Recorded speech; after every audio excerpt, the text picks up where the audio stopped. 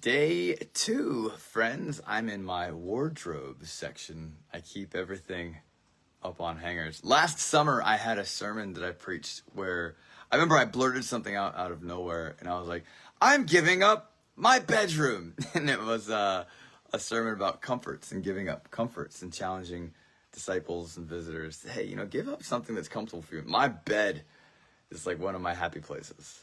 And I realized, you know what?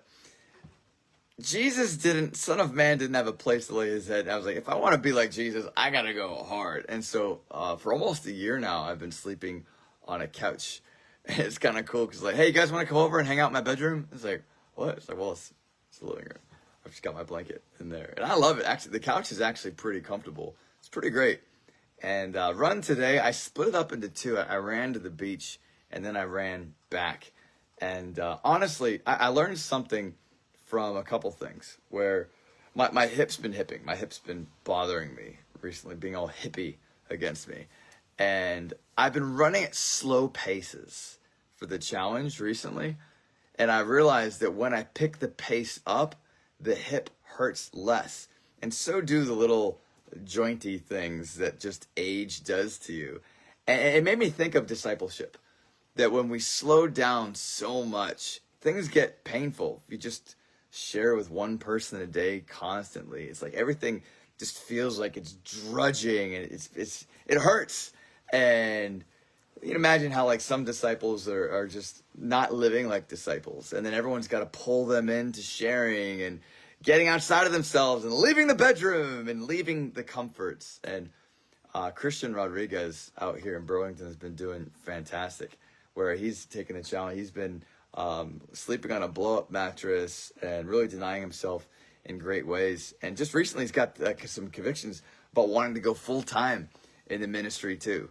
Just great because he's been praying a ton. He's been doing hour prayer plus every single day and working hard, and that God's grace in effect is fueling more. So he's spending more time in prayer, getting more grace, and now he's just dying to go full time. So it's really cool to see how God's been working in the ministry and in the group. And also learning about how it hurts less when you pick up the pace. And I totally see that when I'm out sharing with tons of people, I'm on fire. I'm loving it.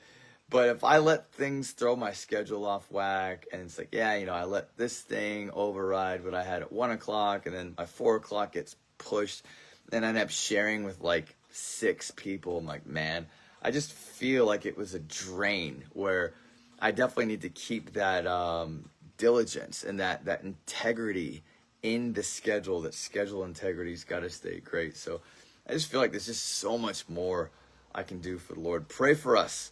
We're going to have a retreat this weekend with the Manchester Church. It's going to be great. Praying that we're going to get to bring some visitors with us and even see one get baptized out there. It's going to be in Maine, about a 3.5-hour drive from us here. So hope you guys are having a great day. It's raining like crazy out there right now. But we're going to keep running, even during the retreat. We're going to keep the challenge going, not missing a day. So love you guys. Have a good night.